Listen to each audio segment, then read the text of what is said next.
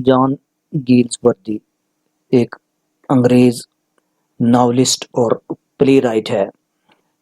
ये नोटेबल रहा, जो उसमें खास इसके नोटेबल वर्क्स में से जो खास इसका वर्क है वो है द फोरसाइट सागा और इसकी स्क्वेल्स मतलब जो इसके बाद आई चीज़ें।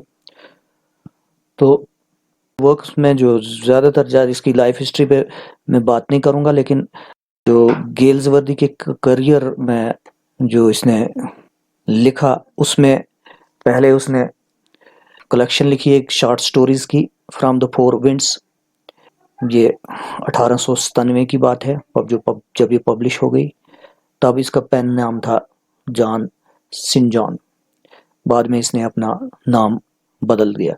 तो खास कि इसका जो मशहूरी हो गई वो इसकी इस नावल से द फोरसाइट सागा एक ट्रायोलॉजी थी, एपोनिमस फैमिली और उनकी कनेक्टेड लाइवल से। ये कई काजेज में शामिल हो गया, कई मशहूर है ये काजेज के लिए, बड़े काजेज के साथ इसने काम किया। प्रिजन रिफॉर्म्स के लिए काम किया इसने, एनिमल वेलफेयर के लिए काम किया, और इसने फर्स्ट वर्ल्ड वॉर में ब्रिटिश गवर्नमेंट को सपोर्ट किया, और ये ह्यूमैनिटेरियन लीग के साथ रहा। ये ह्यूमैनिटेरियन था, एनिमल राइट्स पर बहुत बोला इसने। यहाँ जो हम इसकी एक शॉर्ट स्टोरी एक एसे की शक्ल में पढ़ रहे हैं, क्वालिटी, तो क्वालिटी एक तंज है, एक सेटायर है, जो आज का सिस्टम है कि किस तरह से कंपनीज, बड़ी बड़ी कंपनीज, वो स्मॉल स्केल वर्कर्स को, छोटे दस्तकारों को या छोटी इंडस्ट्रीज को दबाती हैं। किस तरह से जो हाथ से काम करने वाले जो हैं, चाहे वो कितने भी एक्सपर्ट क्यों ना हो, कितने ही माहिर क्यों ना हो, कितने ही बड़े बेहतरीन किस्म के कारीगर क्यों ना हो, लेकिन उनको डिफीट लग जाती है।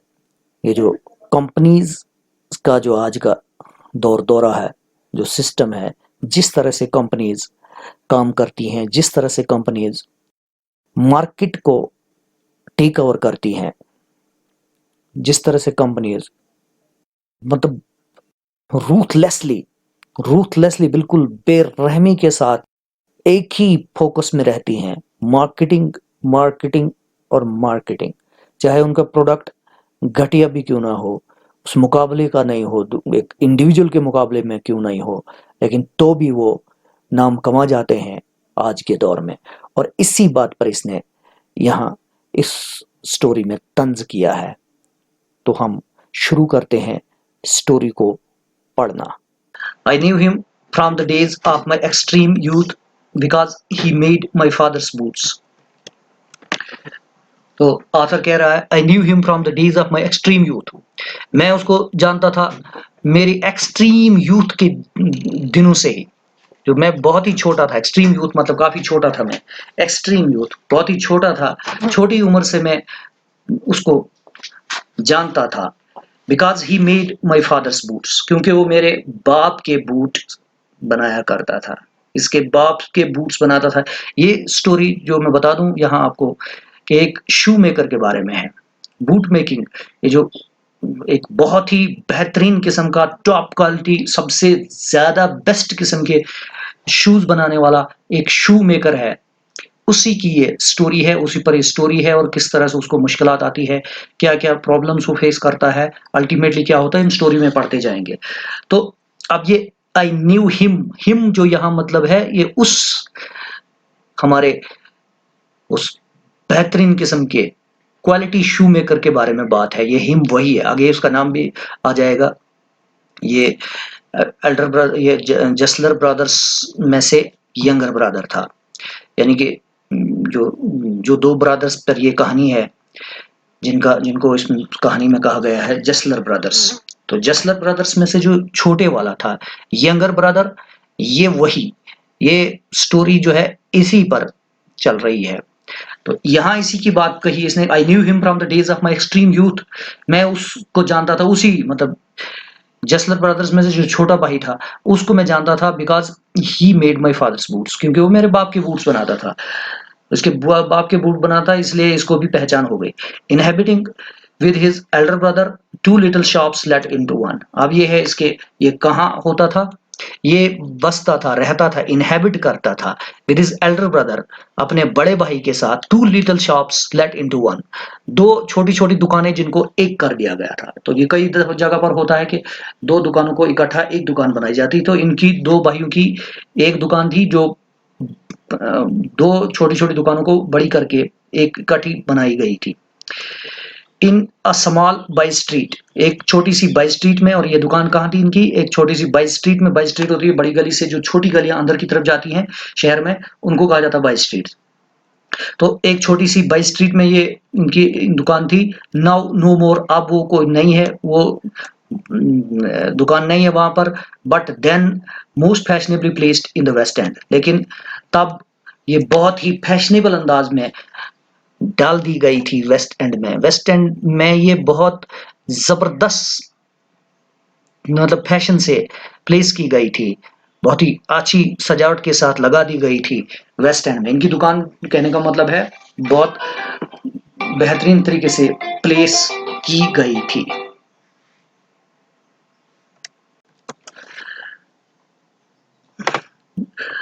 Now no more but then most fashionably placed in the West End. तो ये वेस्ट एंड में प्लेस की गई थी इसकी दुकान। और ये वेस्ट एंड कहाँ है, बड़ा मशहूर है, आज भी मशहूर है, लंदन का बिजनेस सेंटर है लगभग। ये जो ईस्ट लंदन है, जो पुराना लंदन है, उसमें उसके वेस्ट में पड़ता है। ये बिजनेस सेंटर भी है, बड़ी दुकानों वाला सेंटर भी है, और साथ में गवर्नमेंट ऑफिस हैं। ये जो एंटरटेनमेंट वगैरह आज भी बहुत मशहूर है उसके लिए ये वेस्ट एंड, मतलब बिजनेस वाली प्लेस, और उसमें ये जगह, उस प्लेस में ये फैशनेबली प्लेस की गई थी इनकी दुकान। That tenement had a certain quite distinction. That tenement had a certain quite distinction. वो उस tenement की खास distinction थी, quite distinction, quite देखना स्पेलिंग जो है QUITE नहीं है, ये है QUIET। तो क्वाइट, ये क्वाइट है, क्वाइट से मतलब होता है काम, काम मतलब खामोशी, यहाँ इससे मतलब है showy, not showy. That tenement had a certain quite distinction. इस टेनिमेंट की, इस दुकान की, टेनिमेंट होती है कोई भी प्रॉपर्टी जो लीज पर दी जाए, किराए पर दी जाए, तो यहाँ दुकान से मतलब है। इस टेनिमेंट की सर्टेन क्वाइट डिस्टिंक्शन, इसकी एक खास किस्म की डिस्टिंक्शन थी, अलगपन था, ये क्वाइट था, ज्यादा शोई नहीं था, इसमें दिखावे वाली कोई बात नहीं थी। क्यों, ये आगे लिखा है, there was no sign upon its face that he made any for the royal family. There was no sign, इस पर कोई निशान नहीं था, इस पर कोई निशान नहीं था। अपॉन इट्स फेस, इसके चेहरे पर, that he made any for the royal family, कि उसने बनाया कोई भी रॉयल फैमिली के लिए, कोई भी इस तरह का निशान नहीं था। There was no sign upon its face, इसके चेहरे पर, फेस का मतलब है दुकान के ऊपर जो साइन बोर्ड होता है, साइन बोर्ड में ऐसा कोई भी निशान नहीं था कि ही made any for the royal family, कि वो कोई रॉयल फैमिली के लिए बनाता था। अब आमतौर से क्या किया जाता है, साइन बोर्ड हो या कोई भी एडवर्टाइजमेंट करने के लिए लोग क्या करते हैं, रॉयल फैमिलीज या बड़े बड़े खानदान या बड़े बड़े लोगों का हवाला देते हैं कि हम इन लोगों के बनाने के लिए बनाए, बादशाह के लिए बनाते हैं, प्राइम मिनिस्टर के बनाते हैं, फलाने मिनिस्टर के बनाते हैं, फलाने बड़े बिजनेसमैन के लिए बनाते हैं। तो अपनी चीज, अपनी प्रोडक्ट को बेचने के लिए, उनकी सेल बढ़ाने के लिए क्या करते हैं लोग, इश्तेहारात देते हैं, एडवर्टाइजमेंट्स करते हैं बड़ी बड़ी। तो लेकिन ये जो था, इसके चेहरे पर, इसकी दुकान पर कुछ भी इस तरह का नहीं लिखा था कि ये बनाते थे बड़े लोगों के लिए, रॉयल फैमिलीज के लिए, शाही खानदानों के लिए, ऐसा कुछ नहीं लिखा था। इसी बात पर इसने कहा, पहले ही हम जो पढ़ा, जो क्वाइट डिस्टिंक्शन थे इसकी, क्वाइट डिस्टिंक्शन की इसकी, merely his own German name of Gessler brothers, बस ये लिखा हुआ था उसके साइन बोर्ड पर, उसके साइन बोर्ड पर बस इतना, महज इतनी सी बात लिखी हुई थी, मिस्टर ये जसलर ब्रदर्स बस लिखा हुआ था, जसलर ब्रदर्स, यानी कि जसलर ब्रदर्स है, उनकी दुकान है ये। बस इतनी सी बात लिखी हुई थी इनके जर्मन नेम, इनके असली नाम।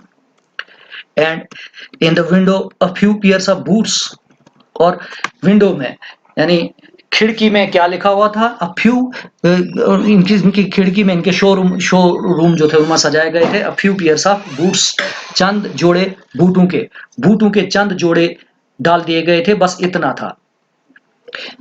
I remember it always troubled me to account for those unwearing boots in the window.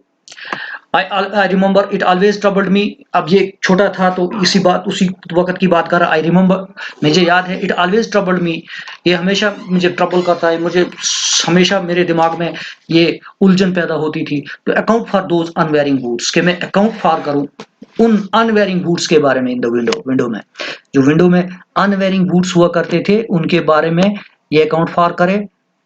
कि अकाउंट फॉर से मतलब है to make reason about them, कि ये अनवेयरिंग बूट्स वहां पर क्यों रहते हैं उसकी विंडो में, इसकी उस खिड़की में, उसके शोरूम में वो कुछ बूट बिल्कुल अनवेयरिंग होते थे। अनवेयरिंग का मतलब है जो चेंज नहीं होते, वो बूट हमेशा वहां दिखते थे, वो होते ही थे चंद बूट, वो चेंज नहीं होते थे, वो कभी मतलब किसी ने, इसका मतलब ये है कि लिए नहीं हुए, वो हमेशा वहां दिखते ही थे, अनवेयरिंग थे। अनवेयरिंग मतलब नॉट चेंजिंग, नॉट वेयरिंग।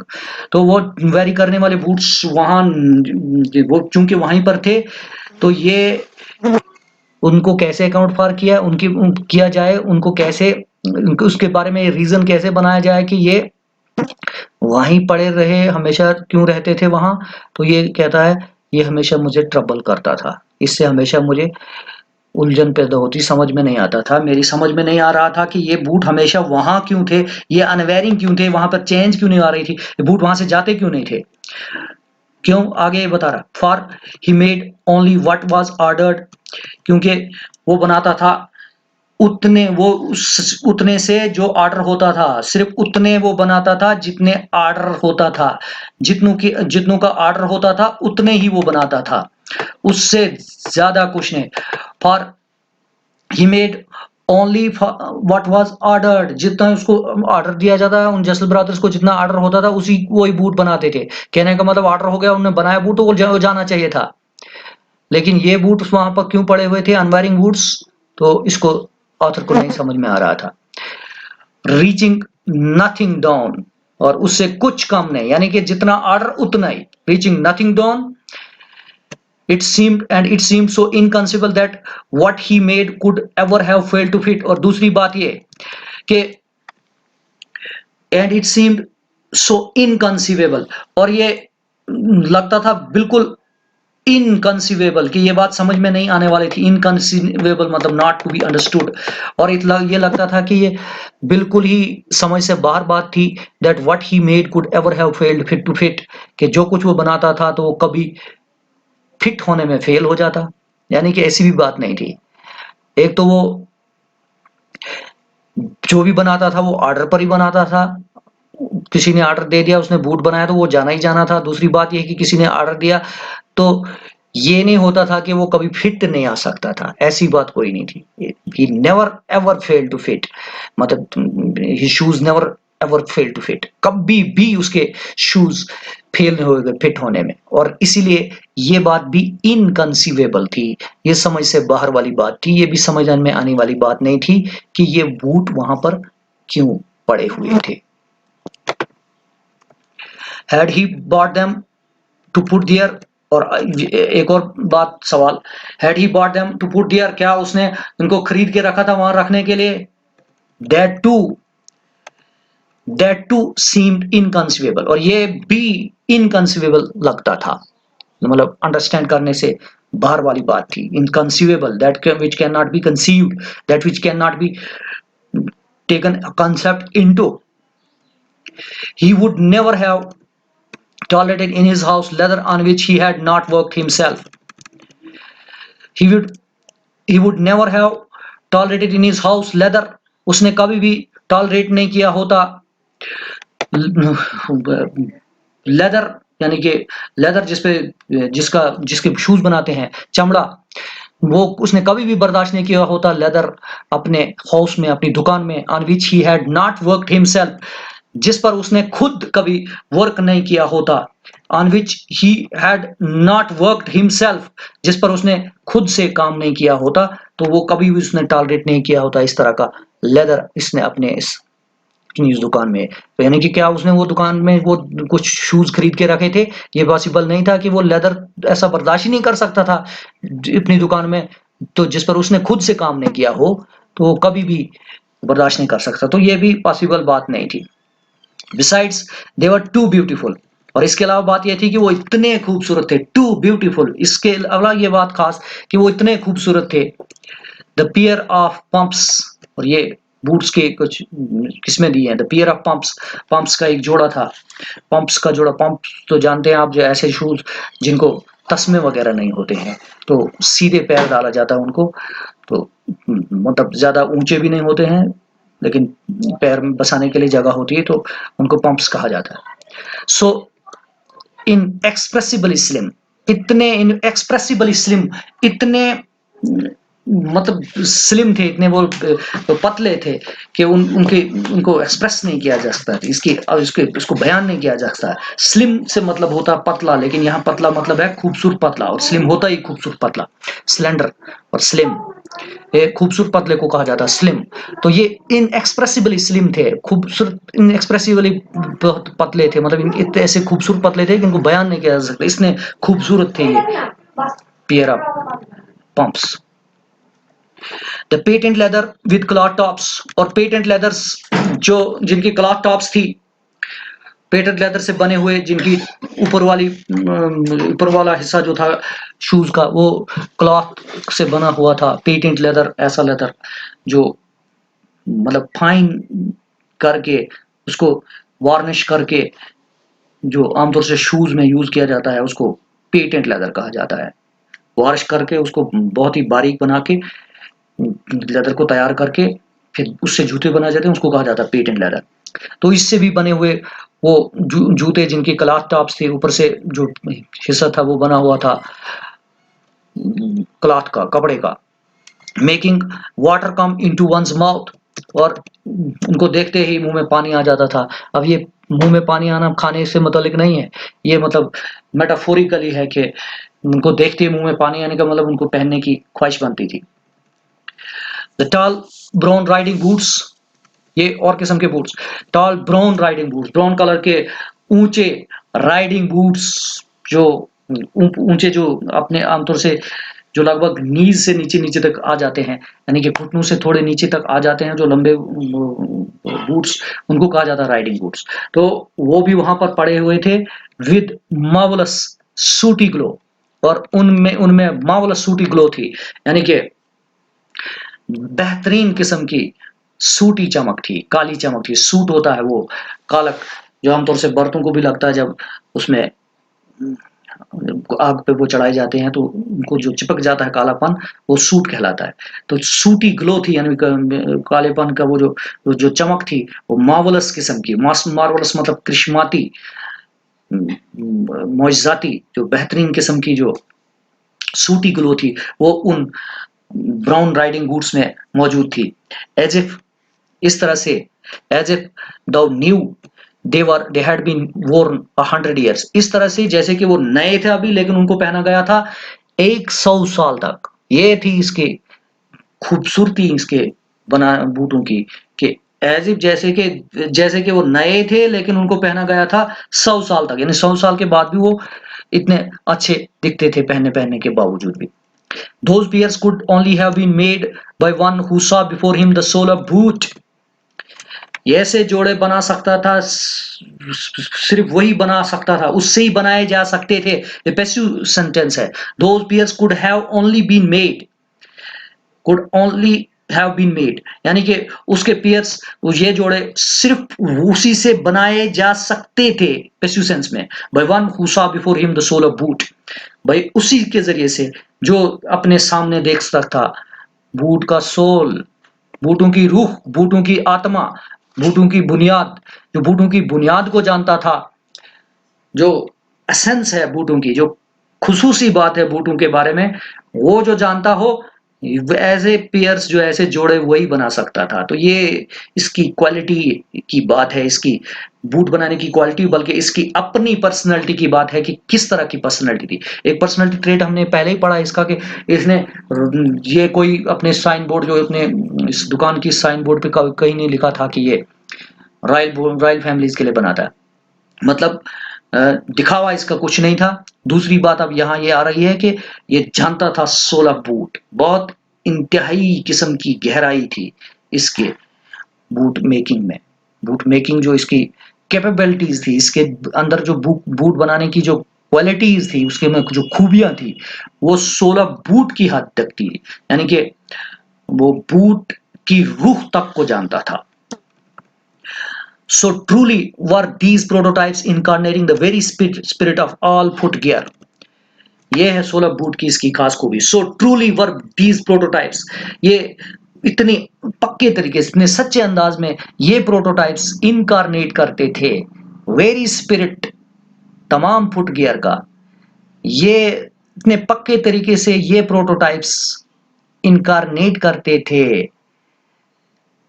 वजूद में लाते थे द वेरी स्पिरिट, जो बुनियादी रूह है तमाम फुटगियर की, तमाम जूतों की या जूतों के पहनावे की। फुटगियर या फुटवेयर, आप गियर कोई भी इक्विपमेंट होता है, कोई भी अपैरल हो किसी खास चीज के लिए, तो उसको गियर कहा जाता है। फुटगियर, स्पोर्ट्स गियर, कुछ भी कोई भी वर्ड्स इसमें गियर के साथ यूज करो पीछे, तो मतलब उस किस्म के इक्विपमेंट, उस किस्म के कपड़े है या जो भी टेक्निकल रिक्वायरमेंट है। तो इतना पक्के अंदाज में ये प्रोटोटाइप्स मतलब मॉडल्स, यहाँ मॉडल से मतलब है जो हमने विंडो में देखे वो बूट्स, उन्हीं के बारे में है ये प्रोटोटाइप्स। तो ये प्रोटोटाइप्स, ये मॉडल जो चंद किस्म के बूट जो थे, जो इसने कहा पियर ऑफ पंप्स था, फिर पेटन लेदर से बने हुए कला टॉप्स वाले शूज, फिर टॉल ब्राउन राइडिंग बूट्स। तो ये चंद जोड़े जो थे ये प्रोटोटाइप्स थे बूटों के, जो इनकारनेट करते थे। इनकारनेट मतलब बॉडी में शक्ल में लाना, incarnate to bring into body या फ्लैश फॉर्म, किसी चीज को वजूद देना। तो ये जो थे वजूद देते थे उस रूह को, जो तमाम फुटगियर की रूह होती है, जो तमाम जूतों की रूह है, उस तमाम रूह को ये चंद मॉडल्स वजूद देते थे, उनको बॉडी की शक्ल में। यानी कि जैसे कोई रूह हो ना, रूह तो तब तक रूह है, उसका कोई अता पता नहीं है, जब तक ना वो बॉडी की शक्ल में आए तो सामने आ जाती है, वो पता चलता है हाँ ये अब चीज है। तो इसी तरह से ये बूट भी उस रूह को सामने लाते थे, जो फुटगियर की रूह होती है, उस फुटगियर की रूह को सामने लाते थे ये चंद जोड़े जो इसने यहां रखे थे। These thoughts of course came to me later. कहता ये ख्यालात बेशक of course came to me later, ये मुझे मेरे को बाद में आए। ये इस तरह के ख्यालात जो थे ना, बेशक कहता है ये ख्यालात मुझे बाद में आए। ये ख्यालात उस वक्त नहीं था, तब ये छोटा ही था जब इसने कहा कि बाद में आए इसको ये ख्याल। तब even when I was promoted to him, गो के तब even when I was promoted to him, गो के जब मुझे उसको उसके सामने प्रमोट किया गया, यानी उसके सामने इंट्रोड्यूस किया गया, at the age of perhaps 14, शायद तब उसकी उम्र 14 साल की थी। Some inkling haunted me of the dignity of himself and his brother. कहता है कुछ inkling मुझे हांट करती थी, गो के मुझे बाद काफी ये जो ऊपर वाली जो ख्याल जिसने गए ये तो बाद में आए इसको, यानी कि समझ उन चीजों की बाद में आई, क्योंकि वो उनको बहुत पहले इसके सामने प्रमोट किया गया था। शायद इसकी उम्र तब 14 साल की थी। तो 14 साल की उम्र में ये इस तरह के ज्यादा गहराई वाली चीज तो समझ में नहीं आती, ये तो बाद में इसको समझ में आ गई। लेकिन तब भी क्या था, some inkling haunted me of the dignity of himself and his brother. कुछ इंकलिंग इसको हांट करती थी, कुछ हल्का हल्का सा नॉलेज, इंकलिंग होती है वो एक किस्म का अनसर्टन किस्म का नॉलेज, थोड़ा थोड़ा हिंट जैसा, तो हल्का हल्का नॉलेज इसको हांट करता था, मतलब इस पर असर पैदा करता था, एक साये की तरह इस पर आता था। उस इंकलिंग जैसी आती थी उसकी किसकी, उस नॉलेज की, of the dignity of the himself and his brother, उस डिग्निटी ऑफ हिमसेल्फ, यानी उस मिस्टर जसलर की, जो छोटा भाई उनमें उनमें से था, उसकी, एंड हिज ब्रदर, और उसके भाई की, यानी जो बड़ा भाई था, जो बड़ा भाई और छोटे भाई की डिग्निटी जो थी, उसकी पर्सनैलिटी की जो अहमियत थी, खुसूसियत थी, उसकी इंकलिंग कुछ ना कुछ तब ही से थी जब से ये छोटा ही था। गो के बड़ी चीजें जो हैं इसको बाद में समझ में आ गई।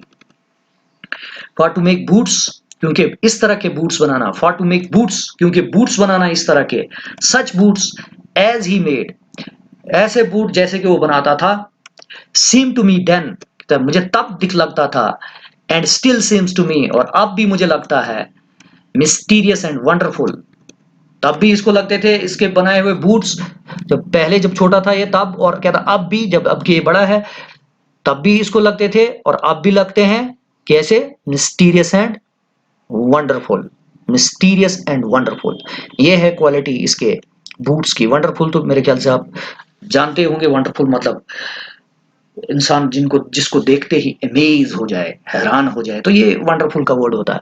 वंडरफुल यानी कि हैरान करने वाले बूट, उनको देख के इंसान दंग रह जाता है, हैरान हो जाता है, ये वंडरफुल का वर्ड है। मिस्टीरियस होता है, मिस्टीरियस, मिस्टीरियस एक पोशीदा सा, एक राजदाराना जैसा, मतलब जिसको ज्यादा इंसान समझ नहीं पाता है सीधे सीधे तरीके से, तो इसमें वो रूह वाली बात है।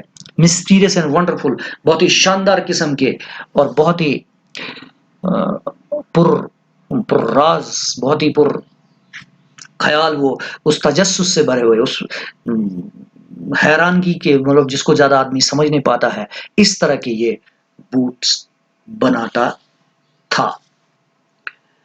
तो मेरे ख्याल से काफी हो गया, हम अगले लेसन में मजीद पढ़ेंगे।